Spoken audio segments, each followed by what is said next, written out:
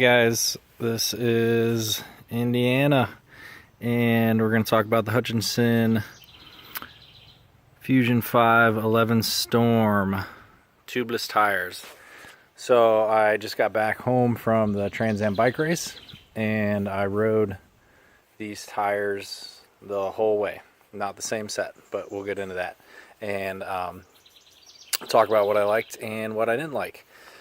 So in terms of rolling resistance, they are pretty fast tires. They haven't done any reviews on bicyclerollingresistance.com yet, but I'm sure when they do come out, it'll be something similar to the Continental Grand Prix or the Schwalbe Pro ones, somewhere in that range of about maybe 13-14 kilowatts resistance per tire. So, yeah, I ran these tires for the entire race of the Trans Am bike race. I didn't run into any problems until about mile 1900, and that was on the front tire, and I must have hit something pretty large. It was a pretty good slice. I would say is a little bit less than the size of my thumbnail there. And what I had to do was put in a tire plug, which I had some loaded up here, so they were pretty readily accessible. But that was the only tire plug I had to use. If you look on the back here, you can kind of see all that mud looking stuff. Get it to focus. There we go, it's a little better. That's actually tire sealant. So I used, for the first half, Stan's No Tubes race sealant, which is supposedly a little bit thicker than their regular sealant. And I found probably the biggest issue I had during the first half of the race was that if you have the road to the left and then you have the shoulder marked by that white line, I was typically riding to the right of the shoulder where there happens to be, anywhere to 50 to 60% more debris. So what I noticed after about 1,000 miles was that I had a ton of huge cuts and punctures in the tires, and it got me thinking that I should ride a little bit more to the left of that white line. So I started doing that, and I suffered way less punctures. About 100 miles before Newton Bike Shop, so about 2,400 miles on the tires because I had ridden from Portland to Astoria. The rear one stopped holding air pressure, and I had had a few emergency situations, especially in Yellowstone and once with a semi where I had to put the brakes on real quick. So I had patches that were about this big that were actually worn all the way through. So luckily I had picked up my spare set of these tires in Walden, Colorado, and I was able to just change the rear out and put an inner tube in.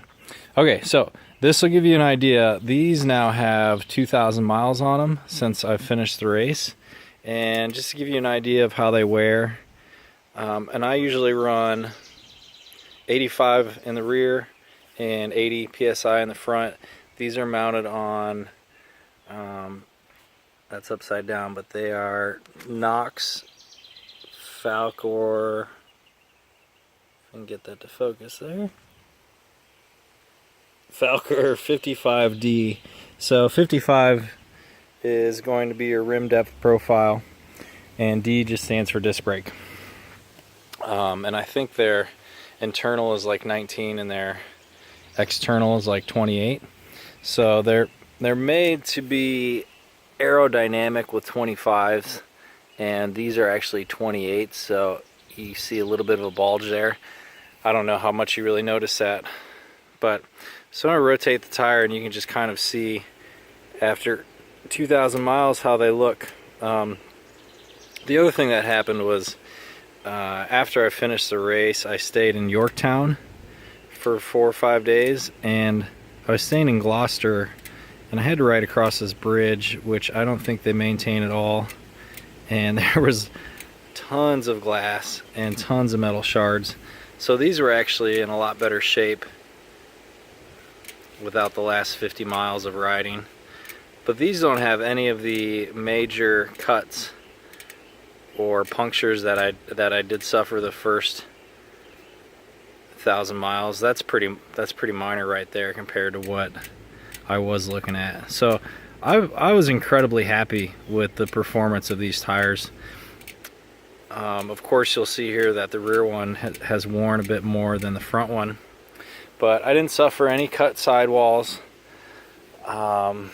and I had zero issues with these for the last 2,000 miles, and that's when I actually, as I said, I started being a little bit more smart about where I was riding in terms of getting close to the shoulder or in the middle of the road there. And I did a lot of night riding as well, so with the combination of my rear view mirror, I was able to ride in the middle of the road, or close to the center of my lane, I should say, not the middle of the road, because there was just very few cars out, you know, at 2, 3 in the morning. I think I rode starting in Missouri 7 nights all the way straight through.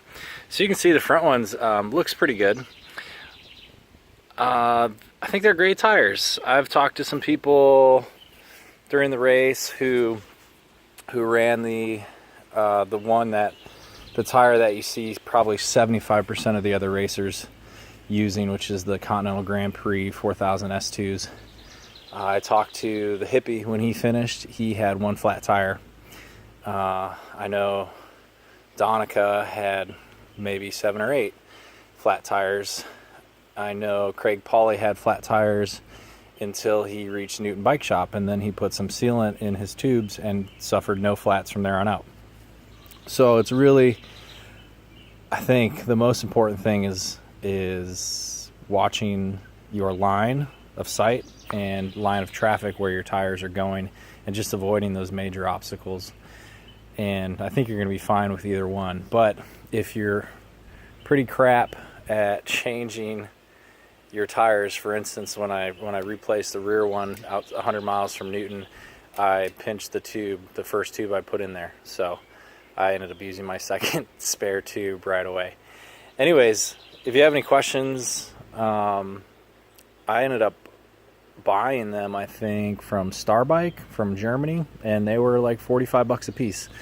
So for a set of 4 tires, that's not too bad for the Trans Am bike race. If you have any questions, or if I forgot something, please let me know, and I'll be more than happy to help you. But yes, I would give them 5 out of 5 stars. I would rate their mileage at 2,000 miles. So, you know, you're going to have to kind of figure that one out for a 4,200 mile race. I ended up making it on 2 sets, but you can go above that 2,000 miles. It just depends on your weight. I personally, if I did the Trans Am bike race again, would switch out my rear tire before Newton, and then again at Newton if those are my stops, just to be on the safe side. I know some of the Clydesdales out there will end up doing that no matter what, because the more weight, obviously, the faster they wear. So yeah, be safe, have fun riding, and yeah, hit me up with some questions. All right, be good. Peace.